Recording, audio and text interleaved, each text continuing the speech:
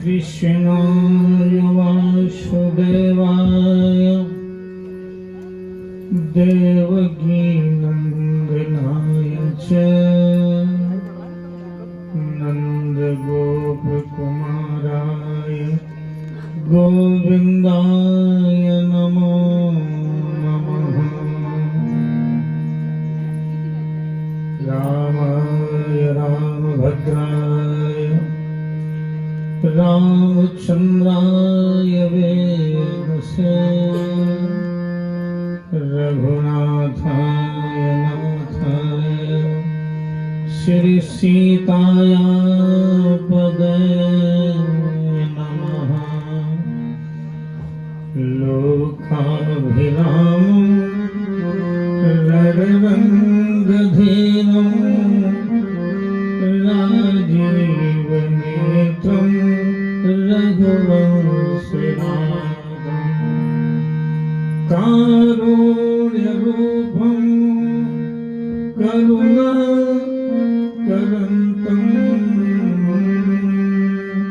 श्रीरामचन्द्रं शरणं प्रपद्ये।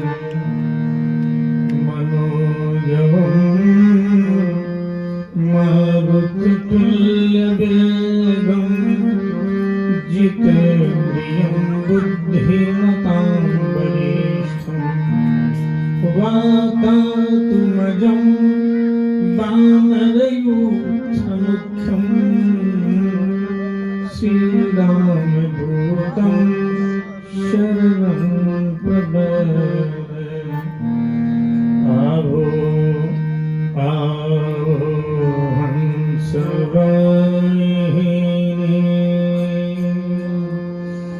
मामन मंदिर में आओ।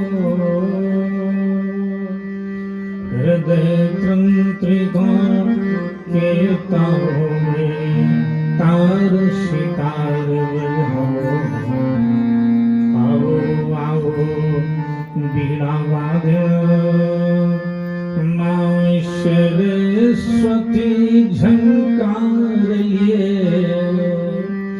बानी बानी में आ जाओ माँ सरस्वती अनुरागिए। दास निवेदन करता है माँ अरे पूरे इस स्थल में आओ। शांति ध्वजा की सरस पताका फहर फहर फहराओ।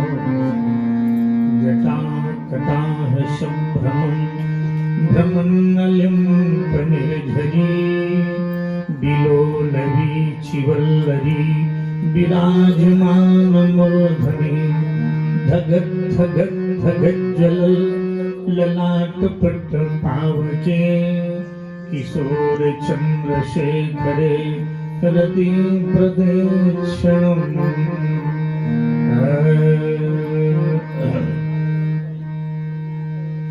एक घड़ी आधी घड़ी आधिव में पुनियाद तुलसी संगति साधु की हरत कोटि अपराध चलन चलन सबको कहत मोहि अंदेशो और मालिक से परिचय नहीं पहुंचोगे तेरी ठोर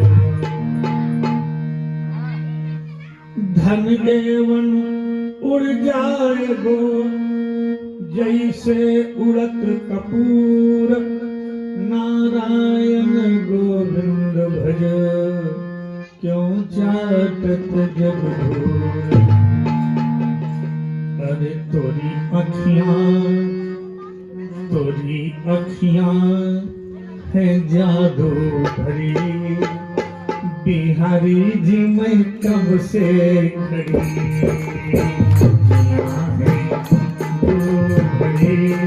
बिहारी जी मैं कब से जादू भरी बिहारी जी मैं कब से खड़ी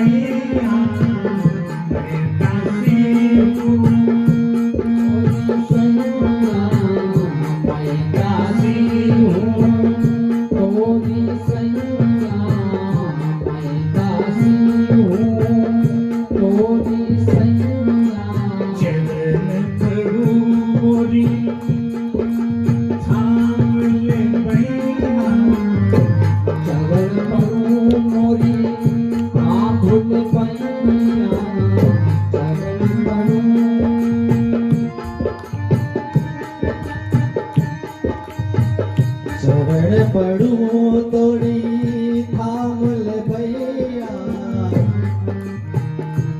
सैया सैया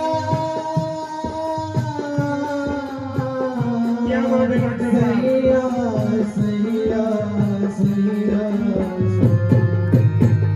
मैं दासी हूँ थोड़ी सैया मैं दासी हूँ तोरी सैया चरण पड़ू तोड़ी थाम ले भैया चरण पड़ू थोड़ी थाम ले भैया मोरी मोरी टूटे ना लगन की लड़ी बिहारी जी में कब से मोरे टूटना लगन की लड़ी बिहारी जी मैं कब से खड़ी मोरे टूटना लगन की लड़ी बिहारी जी मैं कब से खड़ी कब से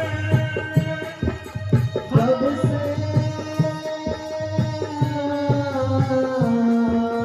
कब से कब से कब से कब से खड़ी कब से खड़ी मैं जादू भरी बिहारी जी मैं कब से खड़ी तेरी अखियाँ है जादू भरी बिहारी जी मैं कब से खड़ी तेरी अखियाँ है जादू भरी बिहारी जी मैं कब से खड़ी मैं हूँ तोरी प्रीति का कंगना मैं हूँ तोरी प्रीत का कंगना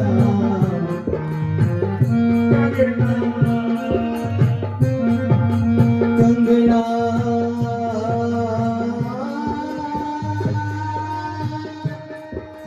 प्रीत का कंगना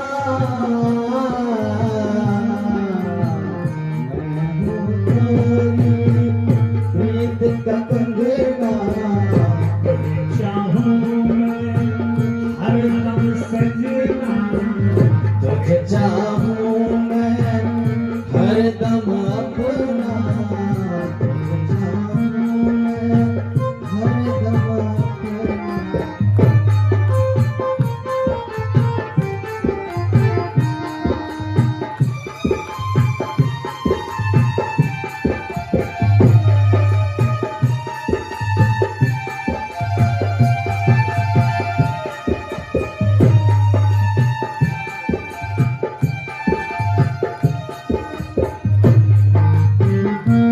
मैं हूँ तोरी प्रीति का कंगना मैं हूँ तोरी प्रीत का कंगना मैं हूँ तोरी प्रीत का कंगना कंगना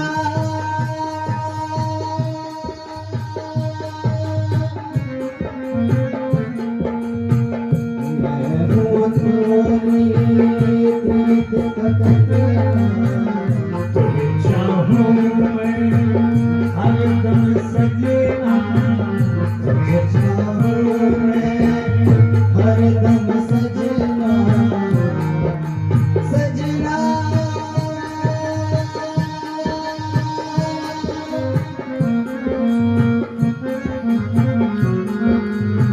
तुझे चाहूँ मैं हरदम सजना मोरी टूटे ना लगन की लड़ी बिहारी जी मैं कब से मोरे टूटना लगन की लड़ी बिहारी जी मैं कब से खड़ी मोरे कब से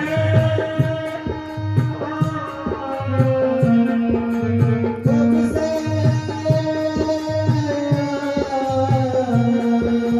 कब से कब से कब से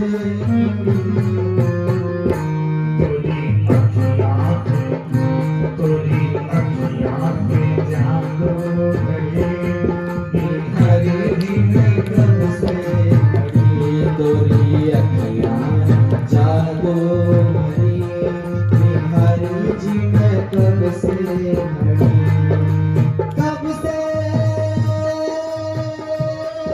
खड़ी कब से खड़ी कब से खड़ी तोरी अखियाँ जादू भरी बिहारी जी मैं कब से खड़ी तोरी अखियाँ जादू भरी बिहारी जी मैं कब से खड़ी हरि दास के स्वामी कृपा करो हरि दास के स्वामी कृपा करो हरि दास के स्वामी दीन बंधु गुर अंतर्यामी दीन बंधु और अंतर्यामी दीन बंधु और अंतर्यामी अंतर्यामी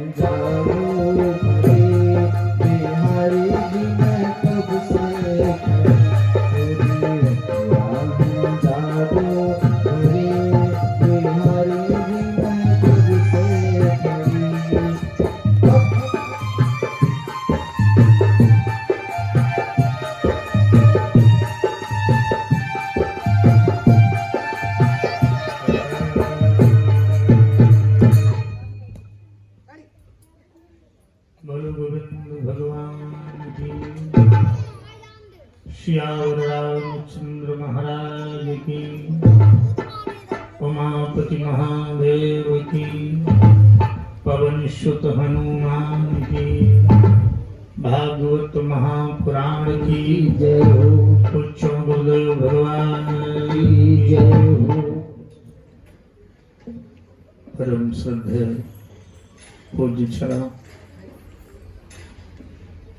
परमात्मा की दिव्य लीला कर से स्वाधीन करने वाली वंदनीय अर्चनीय पूजनीय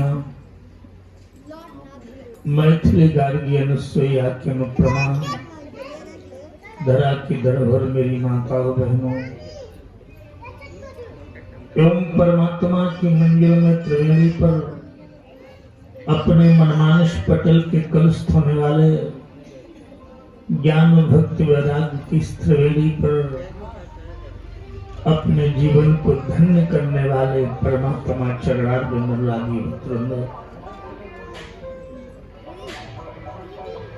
बड़े सौभाग्य का अवसर खिला है कि देवेंद्र शर्मा जी के यहाँ एक कृष्ण कथा मंदाकिनी बह रही है।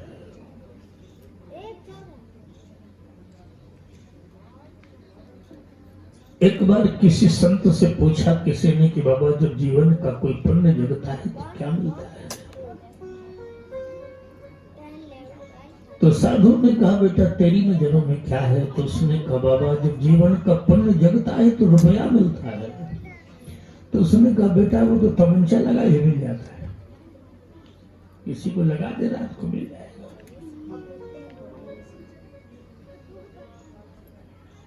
तो फिर उसने कहा गुरुदेव जब जीवन का पुण्य जगता है तो क्या मिलता है?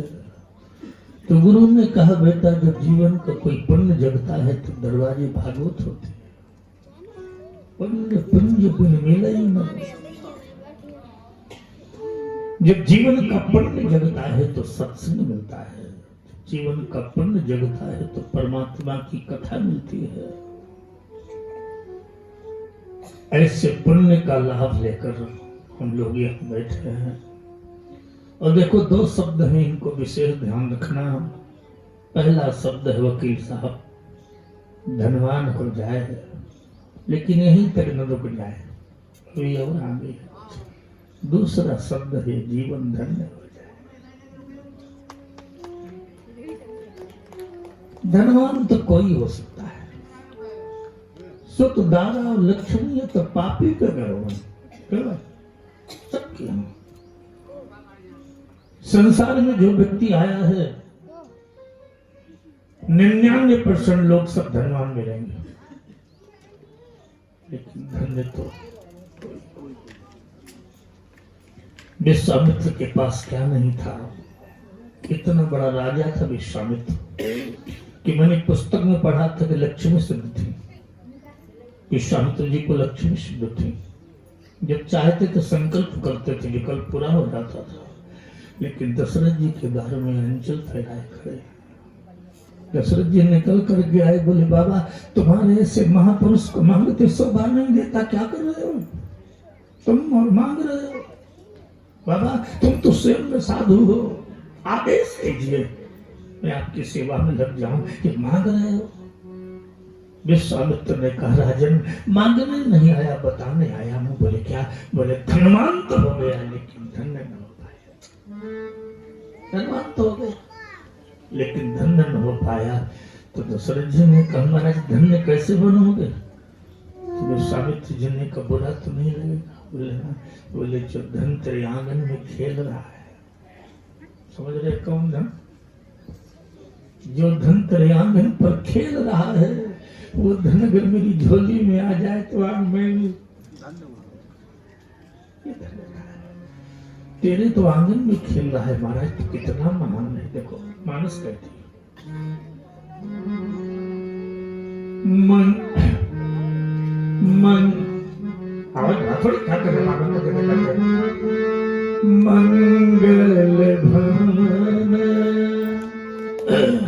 अमंगल हारी और प्रभु सुगल सेवक अजीर बिहारी।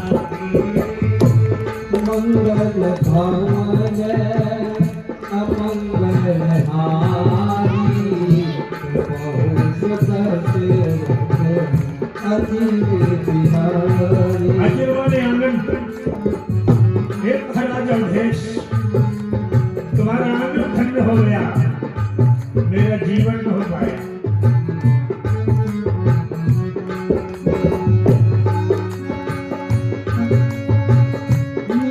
मंगल भागे अमंगल हारी बहु सुदर्शन अजीब बिहारी।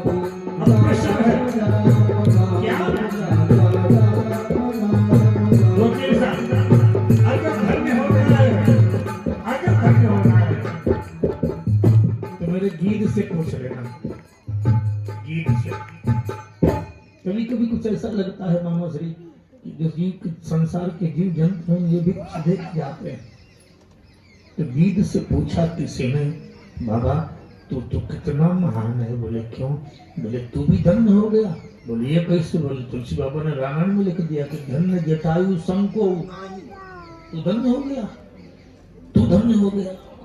उसने कहा तो तू धन्य कैसे हुआ? तो उसने कहा तुमने अपना जीवन गुजारा है काम काज में। कहाँ गई जिंदगी? अकेले सवेरे उठी जो काम तुमने कहाँ गुजारा? और गीत से पूछा कि तुमने कहाँ गुजारा? तो बोले राम राम, यू कम करो, इनको ज्यादा कर रहा है। बोले तुमने कहाँ गुजारा? तो बोले राम काज अरे कारण गन प्यारी, अरे हरि पूरे गए परम बन। तुमने कहाँ गुजारी? राम काज में। उसने कहाँ गुजारी? राम काज में।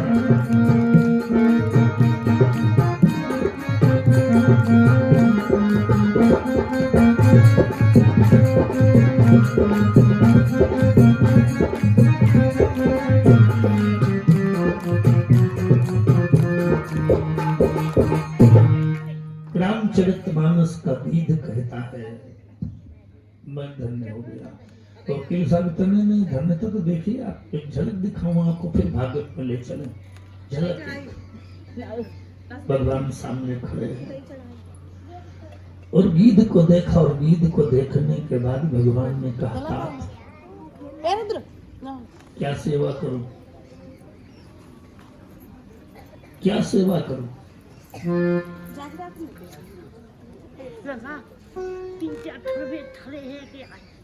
बस जल्दी जल्दी जल्दी बोलो गोविंद भगवान की।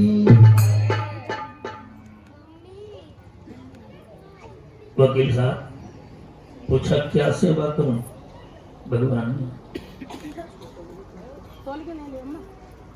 उसने कहा गोविंद आज तुम्हारे और मेरे बीच में समझौता है, आज हमारा तुम्हारा लास्ट निर्णय है। क्या? बोले मैं वैष्णव, और वैष्णव जब मरता है तो अवध में मरता है। कहाँ? जो राम जी के भगत है ना, उनकी अंतिम इच्छा यही होती है कि सरयू का किनारा हो, अवध धाम हो, चूंकि अवध धाम धामादपति, अवध धाम नहीं धामों का धाम है। तो बोले वैष्णव की इच्छा होती है कि अवध में प्राण त्याग कर, और मैं शुद्ध वैष्णव हूं। लोगों ने तो सीता की केवल आरती किया है, पर मैंने सीता के लिए जीवन की आहुति कर दिया है।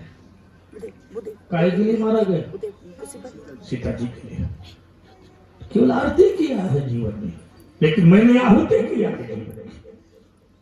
और इतना गजब का वैष्णव हूं, और मेरी मृत्यु पंचवटी में। भगवान की आंखों में आंसू आ गए। बोले तात सीता के तो खोजने का बहाना है, हम तुम्हारे लिए अवध लाए हैं, तो चमकाओ। चौका, चारों तरफ देखने लगा, अवध कहाँ है? राम जी ने कहा चौको नहीं,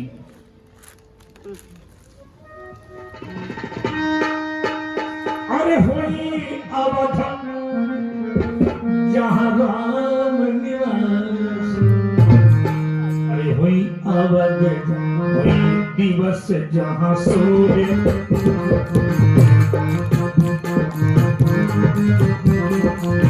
हुई अवध जहाँ राम निवास। सीता के खोजने का तो बहाना है, अवध लाए हैं। बोले अवध कहाँ? बोले हुई अवध।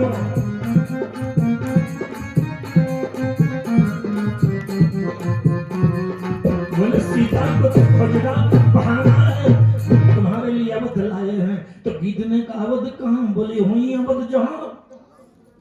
अगर आपको विश्वास न हो तो प्रमाण दें आपको। जब तक राम जी अयोध्या में रहे, वकील साहब, अयोध्या धाम थी, क्या थी? अयोध्या बड़भागी थी।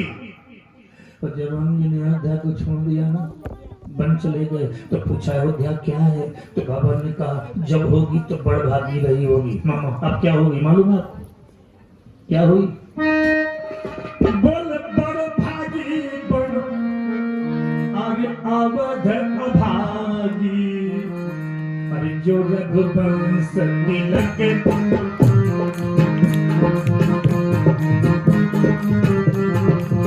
बड़भागी बड़ अवध अभागी, जो रघुवंश तिलक तुम त्यागी, जो रघुवंश।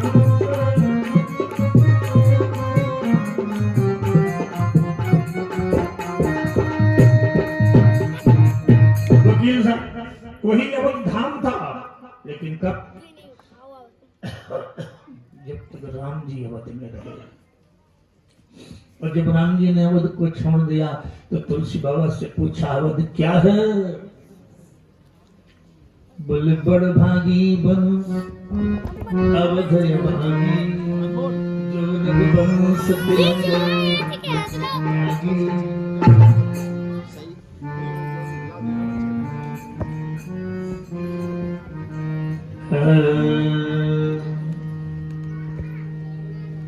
क्या कहता है मामा?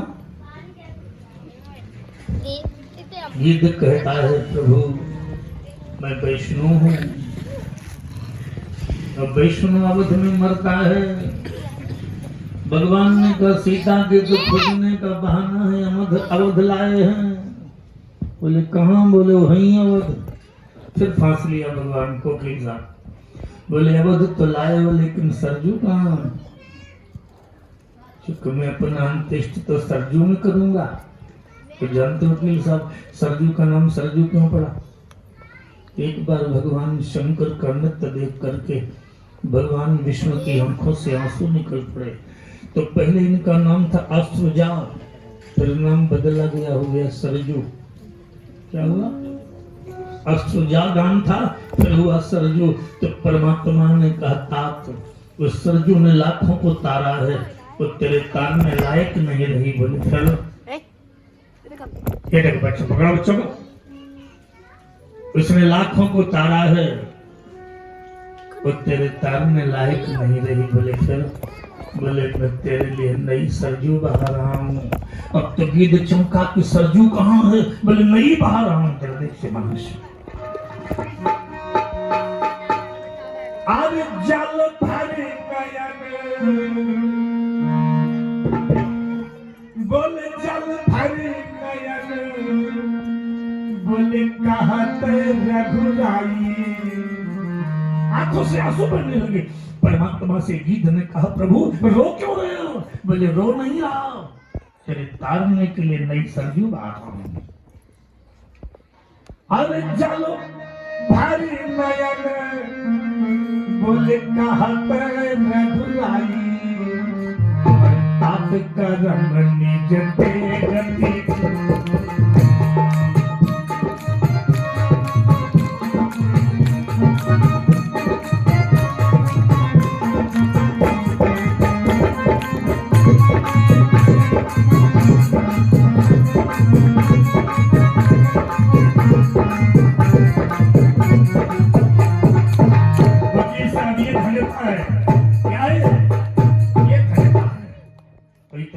पता नहीं, और एक झलकी सी झलक और दिखाऊं धन्यता की। ये हल्की सी झलक और दिखाऊं आपको धन्यता की। मरने के बाद मामा कोई नरक जाता है, कोई स्वर्ग जाता है, कोई वैकुंठ जाता है, लेकिन जानते हो जो कथा के रस से डूब गया है और जो धन्य हो गया है वो वैकुंठ भी नहीं जाता। मालूम वकील साहब कहाँ जाता है? नहीं मालूम है आपको? मालूम बताते नहीं। जब ज्यादा प्रेम में प्रणीत हो जाता है व्यक्ति तो अपने प्रेमी को अपने सर में बिठा लेता है, जैसे तुम बिठा लेते। दूसरी बात नहीं, जब प्रेम में प्रणीत हो जाता है, डूब जाता है तो अपने सर में। राम जी ने गीत को स्थान कहां दिया मालूम है आपको?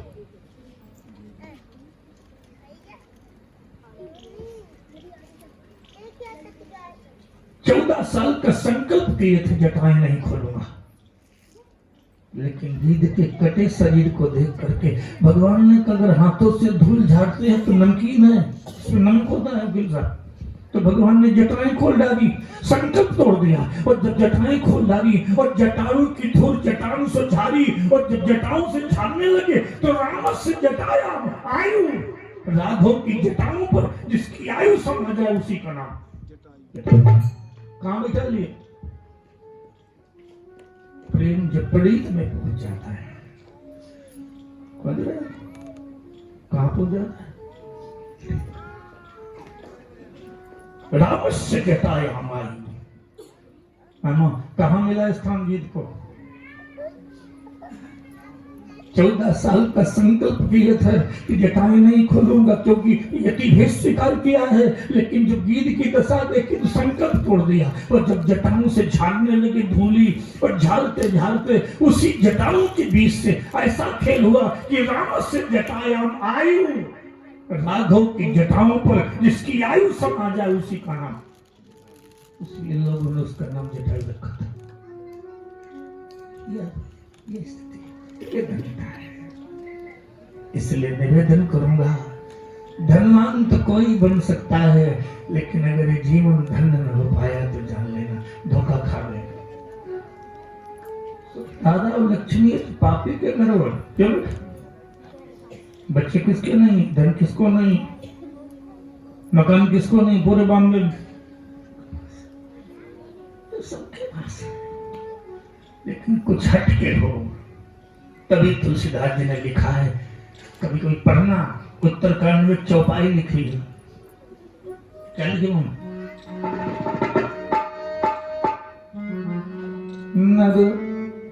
नर समान नहीं कौनी वजह, वो भी है कुछ इसमें। नहीं तो लिख देते कुत्ता समान नहीं कौन दे, क्या लिखा? कि नर समान नहीं कौनी वजह, बोले जीव चराचर मांगत एहि।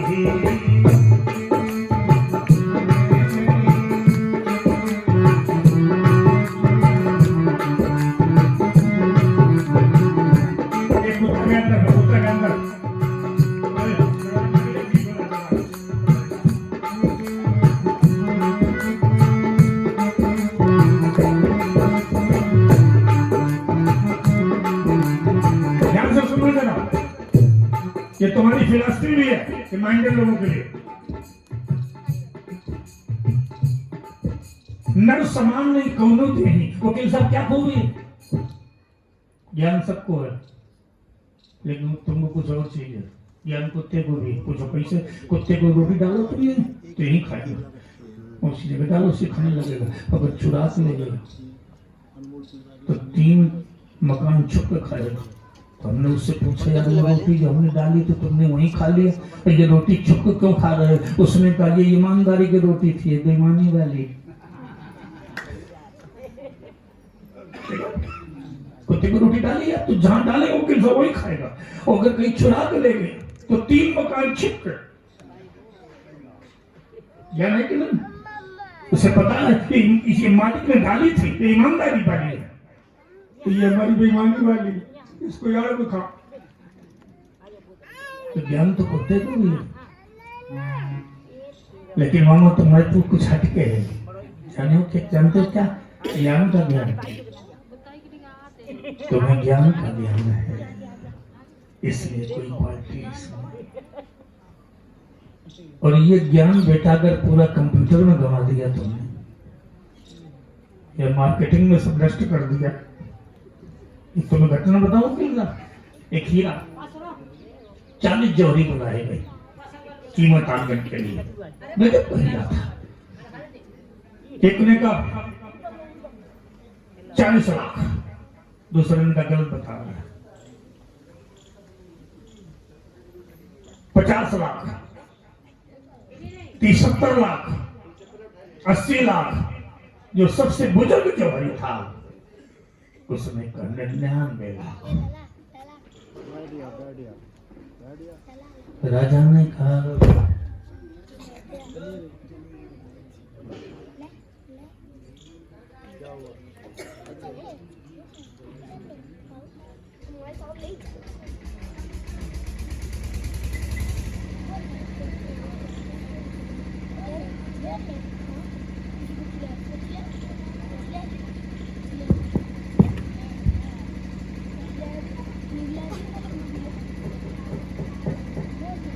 राजा ने कहा कि वकील साहब पूरे 1 करोड़ क्यों नहीं, कुछ कम क्यों कर दिया? जब आंदोलन नहीं करना था, जरा मूल्य भी क्वालिटीदार हो जाता, 1 करोड़ कर देता। तो उसने कहा राजा ने 1 करोड़ कर तो देता, लेकिन हीरा में गड़बड़ी है। उसने 9 हीरे बगल में लगाए और 10वां हीरा रखा। बोले देखिए इसकी जो चमक है 9 हीरों में आ रही है, एक की तरफ नहीं आ रही, यही कम है 1 करोड़ में थोड़ा।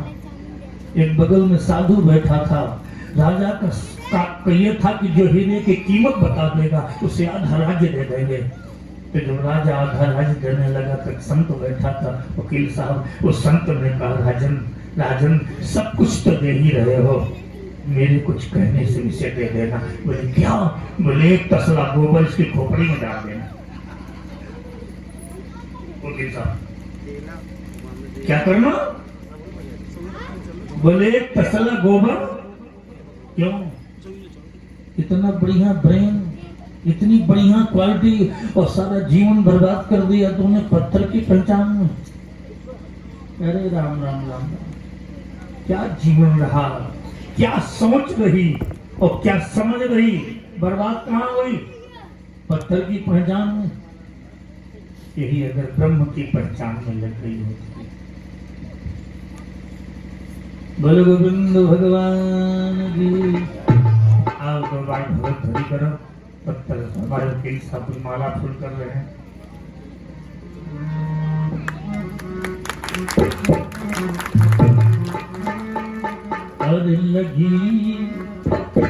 अरे लगी तो से यारी, बांके बिहारी हो, लगी तुमसे यारी,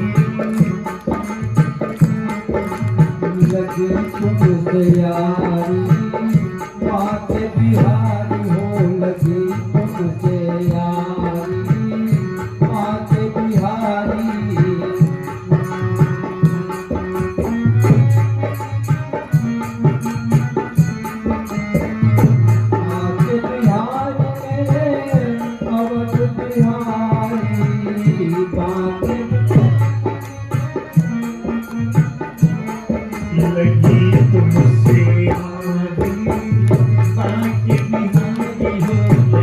तुमसे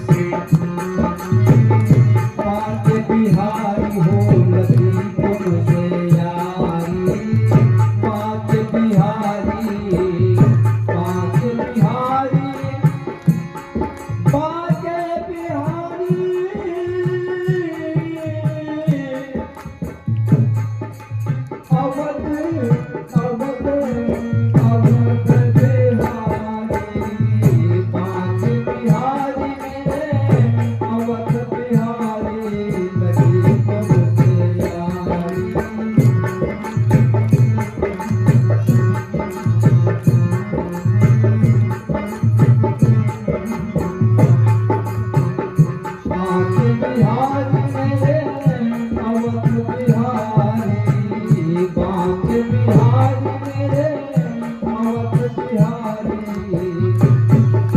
लगी तुमसे यारी बांके बिहारी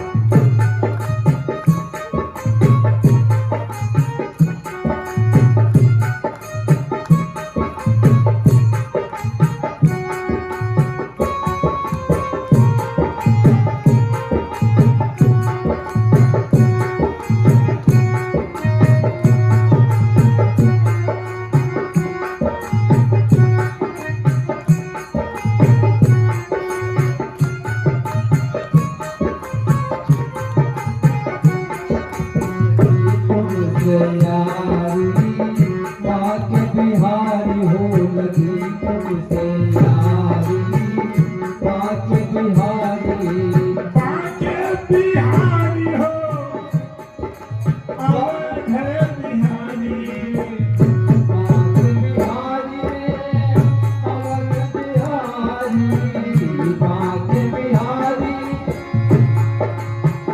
बांके बिहारी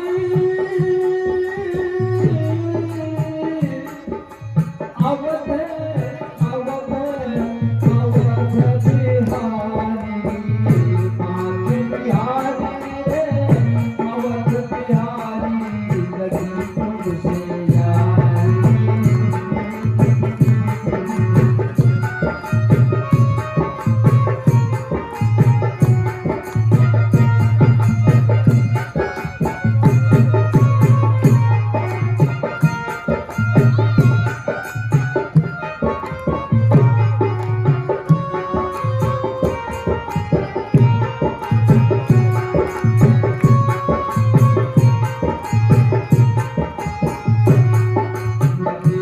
तुमसे यारी बांके बिहारी हो लगी तुमसे यारी बांके बिहारी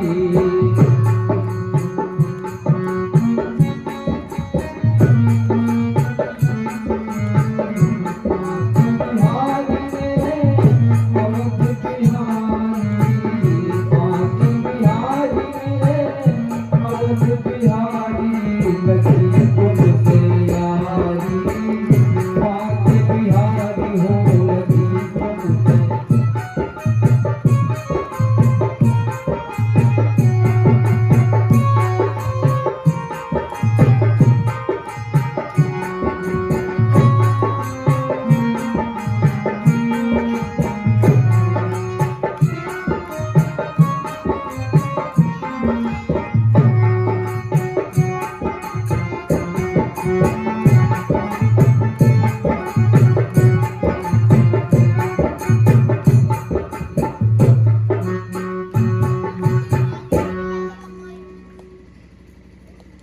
बोलो गोविंद भगवान की। हाँ परीक्षित जी, अपने ध्यान को केंद्रित करो, लोई बागी तक सुनो, कथा में जाना। गंदी बात है। बोलो गोविंद भगवान की। कल चर्चा चल रही थी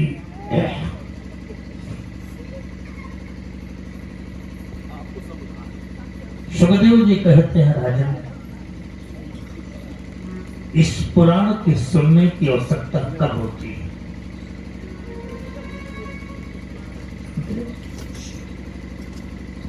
जब बुद्धि सही निर्णय लेना बंद कर दे।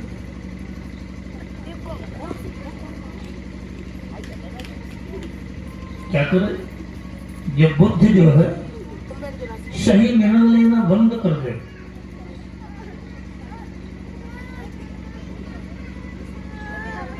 जब बुद्धि बूढ़ी हो जाए, जब ज्ञान बूढ़ा हो जाए, भजन के लिए कहो तो मन न लगे, प्रपंच के लिए कहो तो दिन भर दिल बाबा श्री ऐसी अगर परिस्थिति जीवन को बन रही है तो जान लेना ज्ञान बूढ़ा हो गया।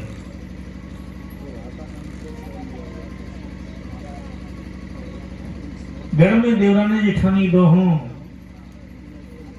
अपने बेटे को जो रोटी दे तो मक्खन लगा के, देवरानी के बेटे को रोटी दे तो पानी लगा के, जान लेना कि ज्ञान बूढ़ा हो गया। भागवत की जरूरत है।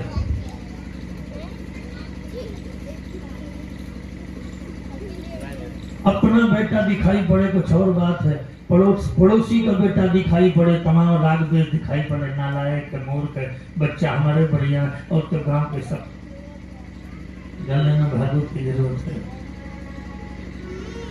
ज्ञान बूढ़ा हो गया। ये साधारण मंत्र नहीं है, योगियों की संहिता है। अगर एक बार इसे सुन लेंगे ना तो मैं दावे के साथ कहता हूं जीवन के दो पड़ाव हैं। क्या नाम बेटा तुम्हारा? अनुराग। जीवन के दो पड़ाव हैं। जीवन का पहला पड़ाव जीवन और जीवन का दूसरा पड़ाव मृत्यु। तो जीना भी एक कला है और मरना भी एक कला है। अगर जीने का आनंद लेना हो तो थोड़ी देर रामायण को पढ़ा करो, जीना जाएगा। अगर मरने का आनंद लेना है कि दुनिया में अंतिम समय में कैसे मरूंगी, तो भागवत कथा को जरूर सुनना। जीवन में मरना जाएगा। मरना भी एक कला है, साधारण मानना। और याद रखना, जीने से ज्यादा बड़ी कला है। जी तो कोई कैसे भी सकता है, लेकिन मरना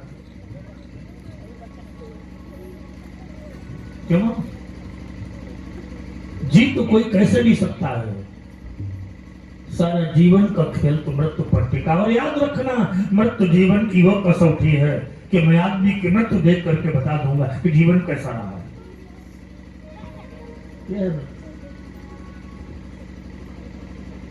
पूरी जिंदगी देख करके मृत्यु को देख लेना, पता चल जाएगा कि जीवन कैसा रहा है। क्योंकि तुम्हारे जीवन का सारा मूल्यांकन वकील साहब तुम्हारी मृत्यु करेगी। कोई तो तुम्हारे जीवन का अंतिम शिक्षा है। और याद रखना, श्रीमद् भागवत कथा जो मरना सिखाती है, कैसे मरा जाए। 7 दिन जिसे मृत्यु के रह गए हों, कितने दिन? 7 दिन। भगा, सुखताल पहुंचा, शंकों को बुलाया, बोले बाबा जीवन के 7 दिन बचे।